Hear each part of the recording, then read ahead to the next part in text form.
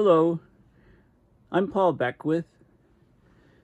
A new study came out recently that looks at wheat yields in a couple of the major wheat-producing countries in the world, namely in the United States and also in China. And the study is looking at temperatures in those regions that surpass about 32.8 degrees Celsius, because at that temperature, you can think of it as a critical threshold on wheat yields, because there's enzymes in the wheat that simply break down at those temperatures, and that greatly reduces the viability of the plant and greatly reduces the grains that are produced, the seeds that are produced on the wheat, and thus yields plummet above those temperatures. So basically this study looks at the conditions in those grain growing regions and tries to determine the likelihood of events happening where there's huge hits to the yields, not just individually, say in the USA or in China, but simultaneous crop failures, which can happen because of the way the jet stream sets up, for example. If there was extreme heat waves and droughts simultaneously in both regions because of a certain wave number, if you like, or a certain wave configuration of the jet stream, then you could have a simultaneous event. So there's a new peer-reviewed paper, which I'm going to discuss in this video.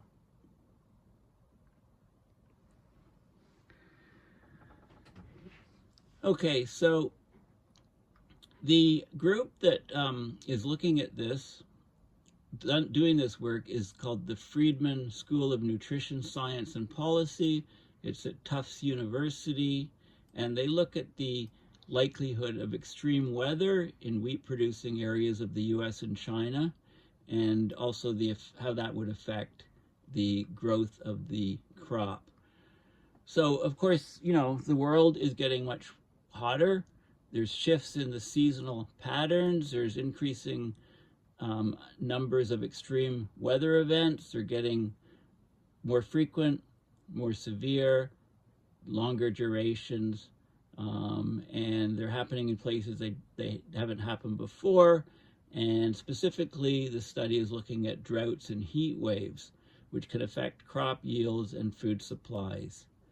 So basically, the work found that the likelihood of extreme temperatures, heat, that could affect crop yields has increased significantly in wheat-producing regions of the US and China, and this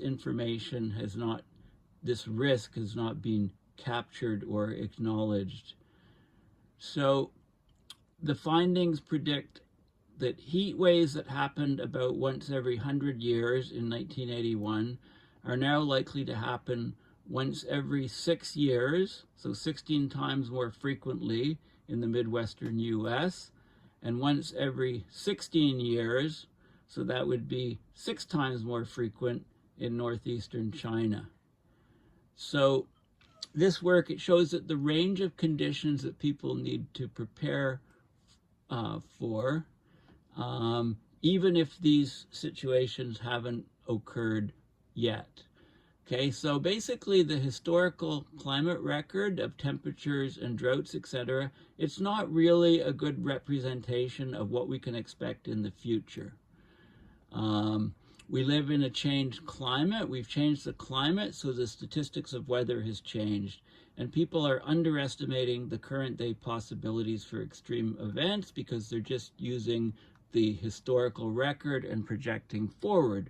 But you can only do that if the climate is stable, but the climate, of course, is not stable. So if you just base your statistics on the historical record, on return periods of events in the historical record, you miss the mark on things.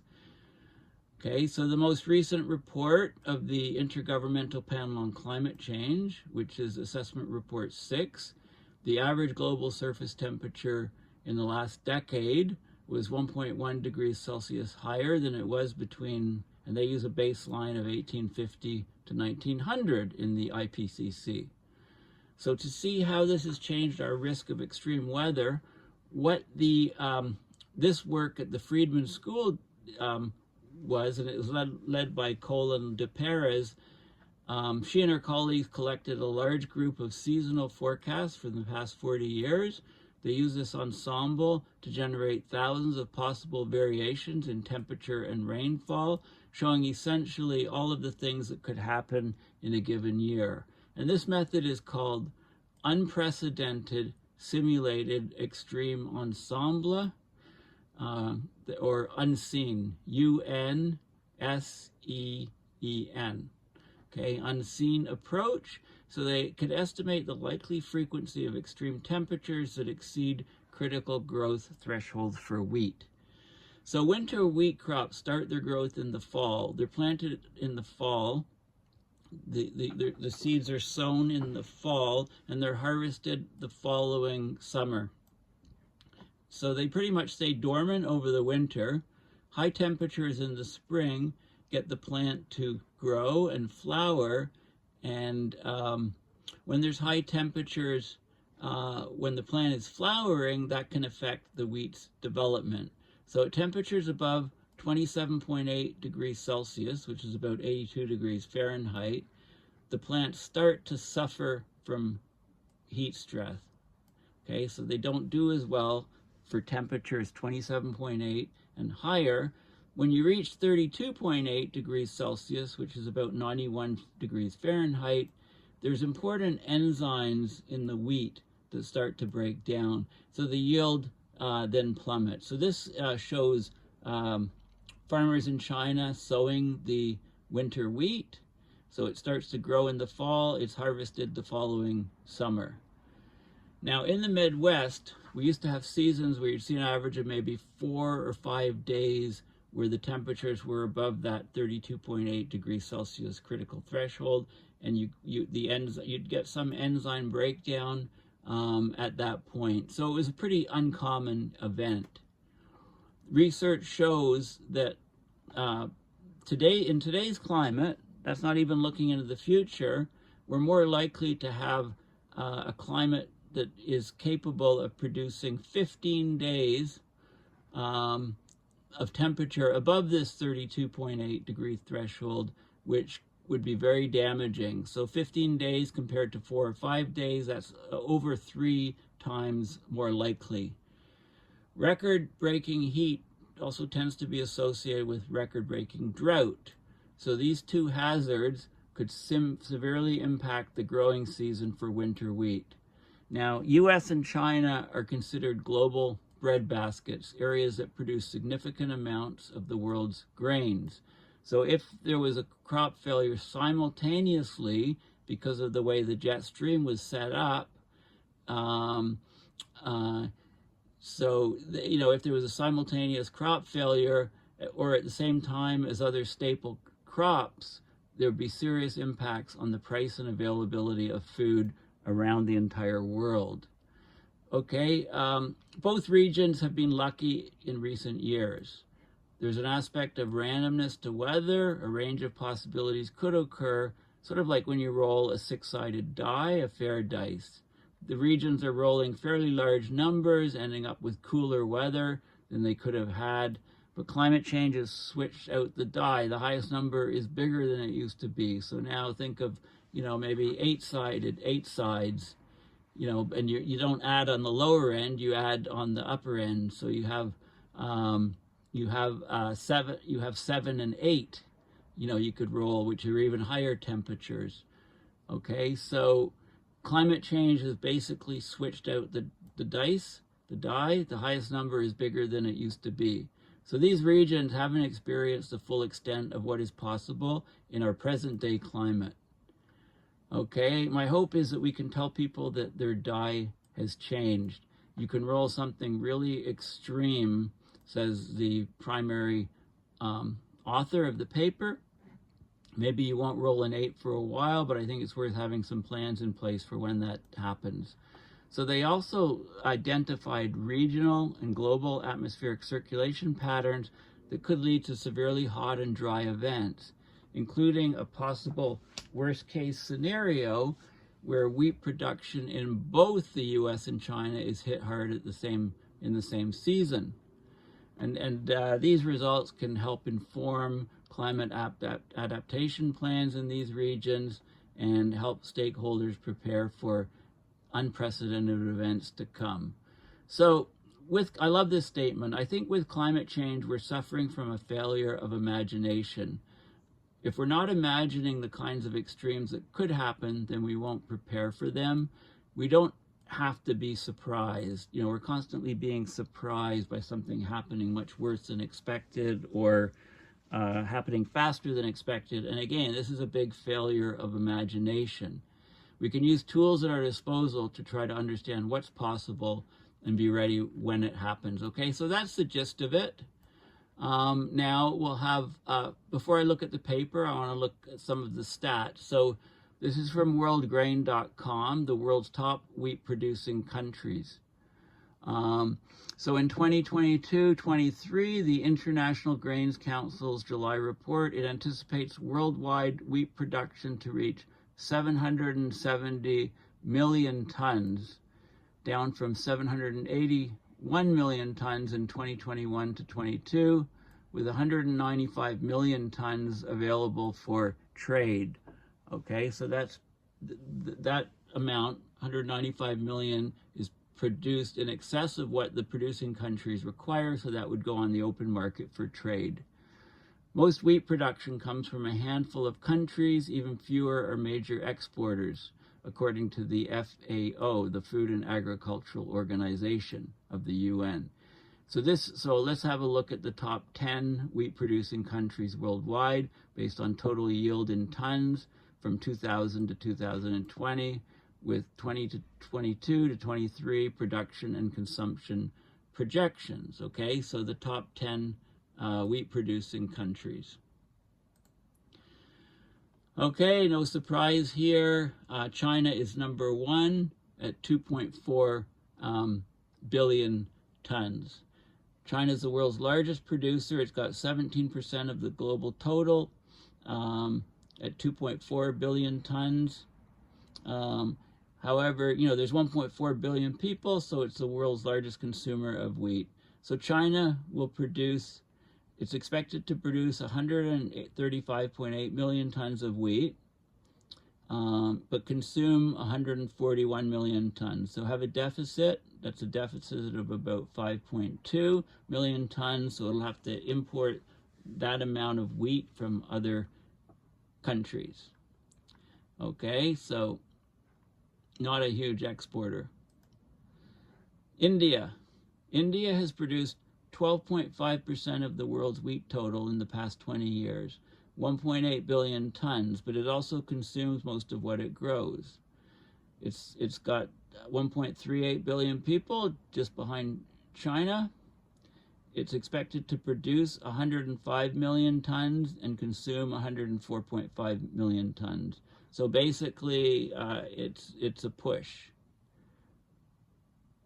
Okay. Basically, it's So basically, it's a push. Okay. And then we have Russia. So it's the third largest producer of wheat, with 1.2 billion tons produced from 2000 to 2020. That's 8.4% of the total. It's the world's top exporter. Okay, so expected to produce 85.2 million tons of wheat in 2022 to 2024, but consume 44.4 million. So that means the difference is that it would be exporting. I mean, I calculate the difference from this to this as being, you know, about 40.8 or something. But it says it would export, you know, this number, which is lower. So I don't know what the rest of it, where the rest of it is going. But those are sort of the magnitudes. And then, of course, fourth is the United States. They produce 1.2 billion tons. which is 8.4% of the world's wheat from 2000 to 2020. It's a major exporter. Its production, 48 million tons, consumption, 30.9 million tons. So take the difference, they'd be exporting about 17.1 million tons. So it's the number 2 global exporter behind Russia. And then we have France, number 5, 5.4% of the world's total wheat production, 17.3 million tons of wheat exports, 32.89 million tons of production. And then Canada. I thought Canada was higher up, but Canada produced 571 million tons, which is 4% of the world's wheat over the 2000 to 2020 period, producing 32.4 million tons, and exporting most of that, exporting 22.8 million tons to world markets. And then Germany is next, followed by Pakistan, and then Australia, and then the Ukraine. So, notice Russia and Ukraine are big exporters of wheat. So the invasion of the Ukraine by Russia is a significant factor in global food supply of wheat. Okay, let's have a look at wheat yields. This is wheat yields in 2021, and these are measured in tons per hectare. So you can hover your mouse over any of these areas and you can see the yields. And it's interesting that the yields go up to 7 tons per hectare. And let's have a look at where. Okay, so Germany producing 7.3 tons per hectare in 2021. And the UK is the highest. Interestingly, the UK is the highest at 7.81 tons per hectare in 2021. And it's interesting because if you look at Climate Trace, which identifies where the emitters are around the world for the greenhouse gases, CO2, CH4, which is methane, and nitrous oxide, the UK has very high levels of nitrous oxide emissions, and I think the reason why the yields are so high is because they use a lot more fertilizers in the UK. Actually, it's not the highest in the world. There's Netherlands is 8.02. I didn't see, if I hover over here, you can see, okay, so Netherlands, there's Belgium is 7.79. So there's a couple heavy, more productive, there's Denmark. So there's a few higher than the UK. And if you look at China, it's fairly high, 5.81 tons per hectare. So also they've got a lot of space. And if you look at the U.S., it's only 3 tons per hectare. Canada's 2.41. Slightly colder climate further north.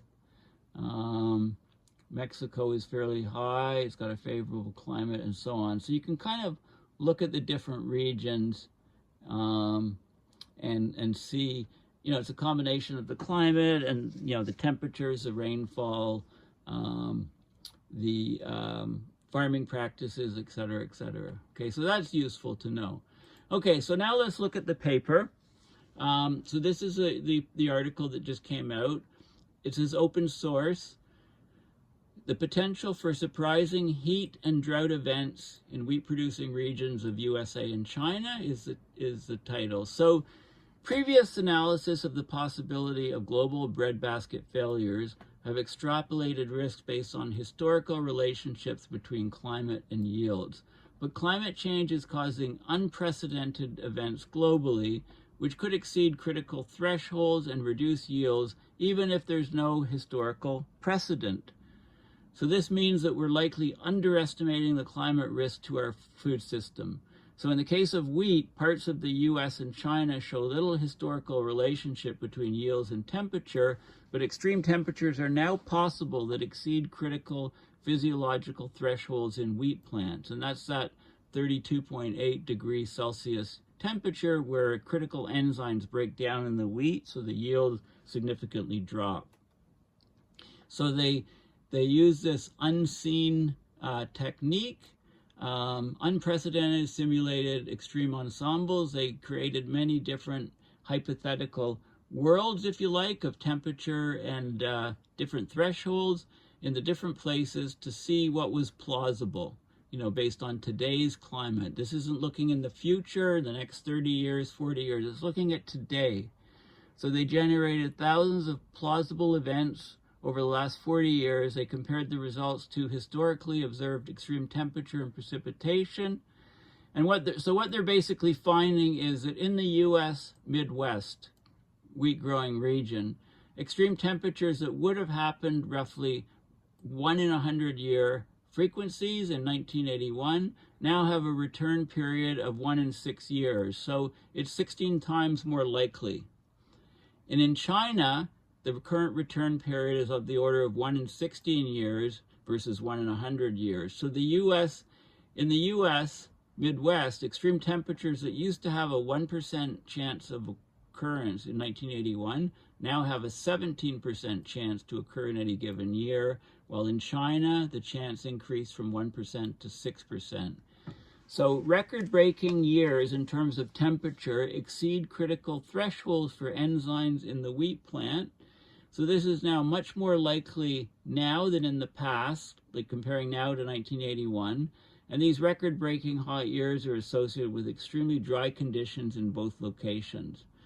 So they demonstrated, they show that strong winds over land, it pulls dry air towards the regions during extremely hot and dry events that have been unseen but are quite plausible. So they look at plausible cases. They look at a compound event where you get extremes in both places and do the statistics, and they say that we have a high potential for surprise in these regions of yields plummeting in very, very hot years because of the damage to the wheat from these high temperatures. Okay, so we know that the world's food system, there's a huge global interconnectedness of the world's food system. So simultaneous shocks to major food grain production areas or breadbaskets can dramatically influence the price and availability of the food staples. So they want to quantify the risk due to climate shocks alone. Now, these studies, when they normally look at this, people try to extrapolate from historical patterns to quantify the risks that climate shocks from the past could happen simultaneously in the future. But the climate is unstable. So looking too much at the history in the past is underestimating the present risk. Okay, so this is, again, most studies quantify the risk of crop failure. They use historical relationships between climate and crop yields as a basis for assessing how future or unprecedented climate states might affect yields. Okay, but we can't really do this because we keep getting unexpected things happening. So because we have a changing climate, the climate yield relationships will change. Never before experienced climate states and unprecedented events can have greater effects on crops than might be expected from a simple extrapolation of historical association.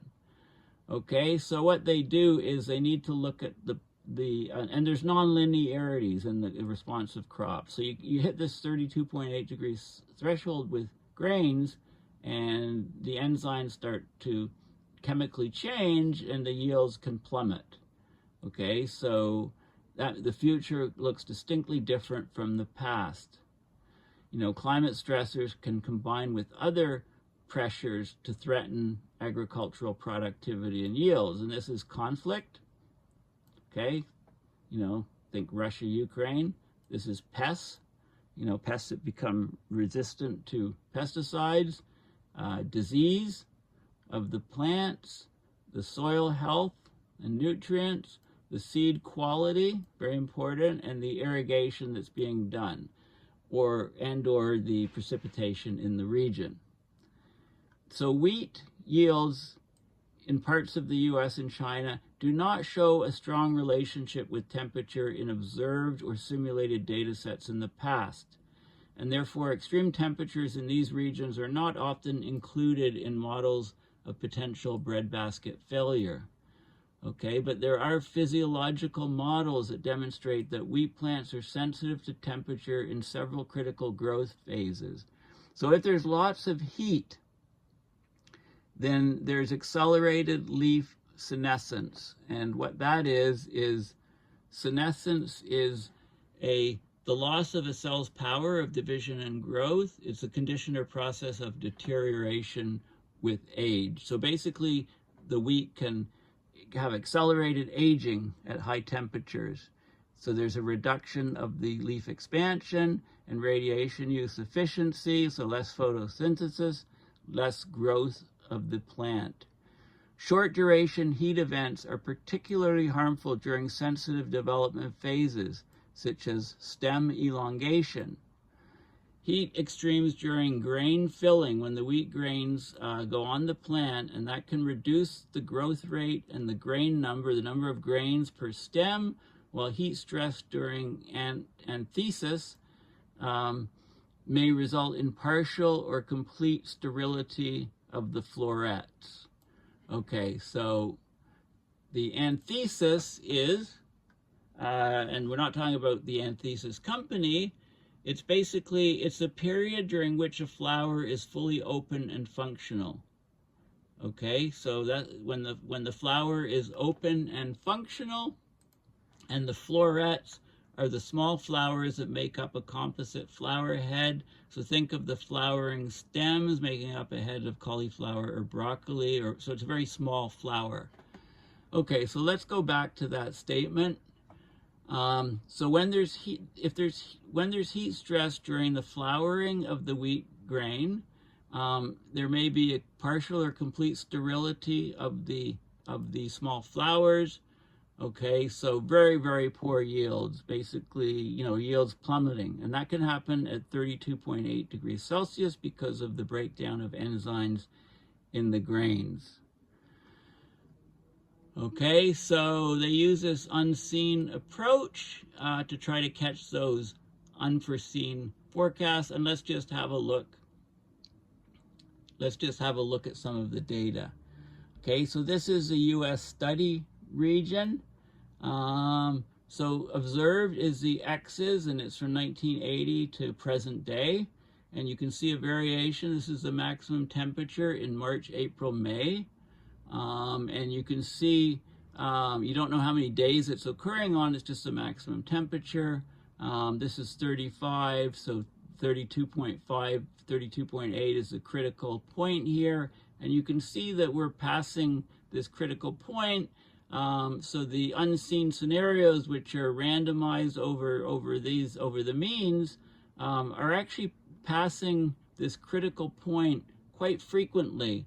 So we're just lucky that we haven't had huge crop failures up to now. But as the temperature continues to rise, it becomes more and more likely. This is stress days, where these are days that are over the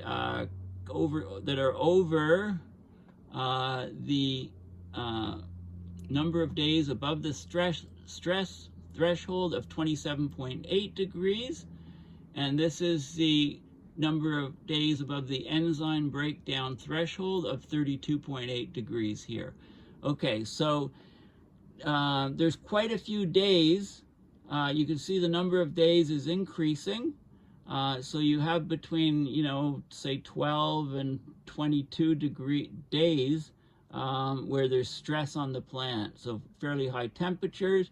And you can also see that the number of days where there's actual enzyme breakdown is generally fairly low, but it is increasing, and you can get cases where there's up to, say, 15 odd days, 3 times the risk. So if you hit some of these data points, you get a crop failure in that region. And then the precipitation not changing too much. There is quite a bit of fluctuation. This is observed. This is a maximum. This is the actual observed total precipitation in different years. There's quite a bit of variability and fluctuation. As low as, this is 100 millimeters up to about over 300. Of course, if you have irrigation, which you do in many of the places, you can mitigate this. And you can look at the same sort of thing in China. So this is in the China winter wheat region. Again, you have the maximum temperature in March, April, May. You have the number of stress days. You have the number of enzyme breakdown days. Not too many, but the variation can be much higher. And then you have also quite a variation in the precipitation. Okay, and then they talk about some of the reasons for the anomalies, and I'm not going to go into those sort of details. I'll just have a look at this is the daily maximum temperature, and we have 1981 versus 2020. This is the USA data across here and the China data across here. So you can see the temperatures are going much higher than they were in 1981. And the difference is not quite so large in China. Okay, and this is the, again, you can see the temperatures here, the 2-year and 100-year data. And you can see basically, extreme heat versus extreme dryness, number of days above enzyme breakdown threshold in the USA. And this is with precipitation. So when there's low precipitation, there's much hotter days. Okay, so, and there is quite a bit of variation. And the same thing in China. When there's much less precipitation, there's more likelihood of exceeding those thresholds on more and more days. Okay, so the averages are pretty good. We've been lucky that we haven't hit these high points because this is all in the simulation, right? This is the actual observations that we've seen in both places. We haven't hit those high points, but they're there. We're going to hit them at some point just by the randomness or the stochastic nature of climate. And then there's pressure and wind anomalies for these events. So this is the geopotential height. So hotter areas, this is over USA. Hotter areas are in the red. Lower pressure areas in the blue.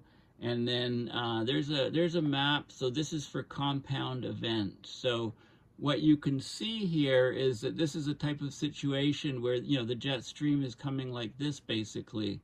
Like this is like so up here dropping down, up here dropping down. So in these regions here, these are the study regions where there's the most grain being grown, and this is the regions that are being examined for this study. And you can see that if you get a jet stream pattern setting up like this, then you can get temperatures above the enzyme breakdown threshold in both grain growing regions in the USA and also in China.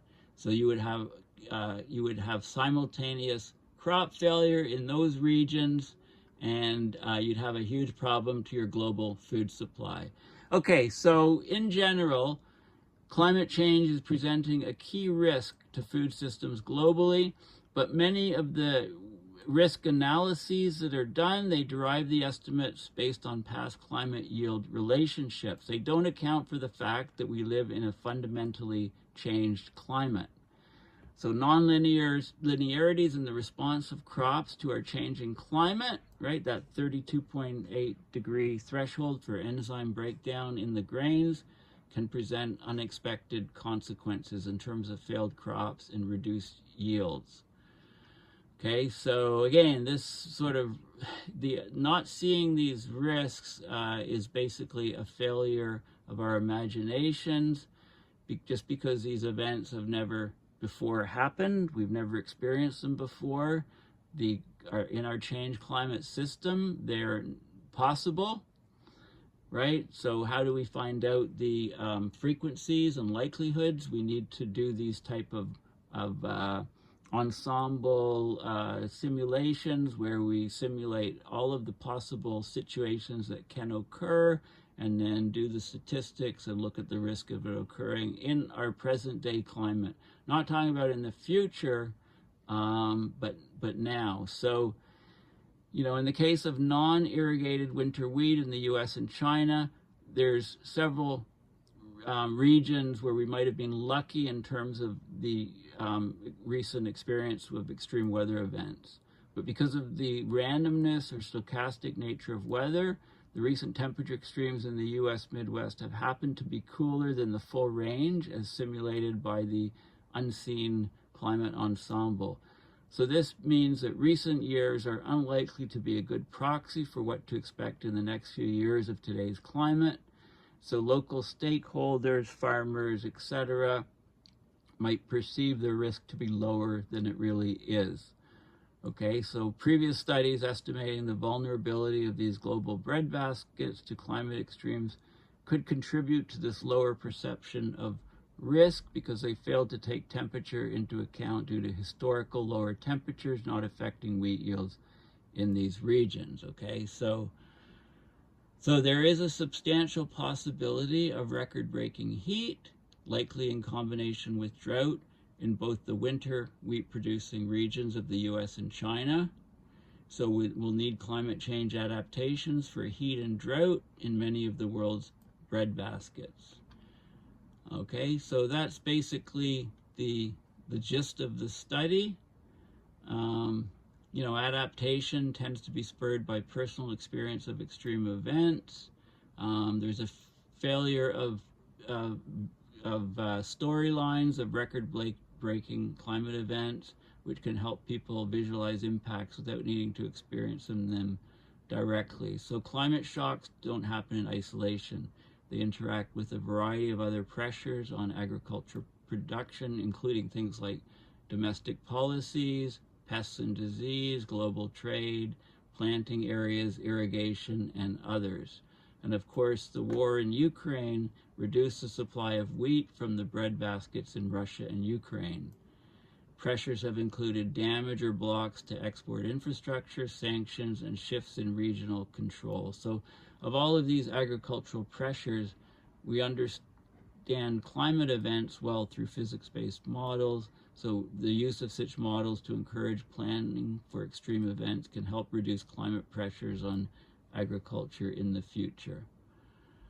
Okay, so, and if you want the specific regions for the winter wheat in the US and China, in the US, it's the US Midwest, including western Kansas, which has 27% of national production, eastern Colorado, and northwestern Oklahoma. And in China, it's northeastern China, including Hebei, Shandong, Henan, Jiangsu, and Anhui provinces, each of which account for about 10% or more of China's winter wheat production. And there's some numbers given. So in the US, there was collectively 15.2 million metric tons in 2017. That was 43.5% of the winter wheat crop. And in China, 134.3 metric tons in 2017, including winter wheat and other varieties. Now, total global wheat production was 772 million metric tons. So the winter wheat, is a significant component of that. So it's sown in the autumn. There's a dormancy period during the winter. It regrows in early spring with full grain flowering and development occurring in the early to late spring. So this period is critical for yield growth before harvesting in June and July. Okay, so if the temperatures are too high, so above 27.8 Celsius in May, that causes heat stress on the winter wheat plants. Prolonged durations are particularly detrimental, and then above temperatures of 32.8 Celsius, the wheat enzymes start to break down. It damages the development of the plant. So other studies have used thresholds of 21 Celsius as optimal and 34 Celsius as damaging. And given that the harvest happens in June and July, the stages of wheat that are sensitive to heat stress, including the flowering, the anthesis, and the grain filling, tend to happen in the spring, in March and May. So there's some irrigation in both regions, but the winter wheat relies on rainfall for much of its water requirements, so total precipitation is critical during the months of March to May. Okay, so it's a very important study, which throws some light on the risks to our big chunk of our global food supply, specifically the wheat growth. So thanks for listening. Please consider donating to my PayPal account to support my research and videos. Thanks again, and bye for now.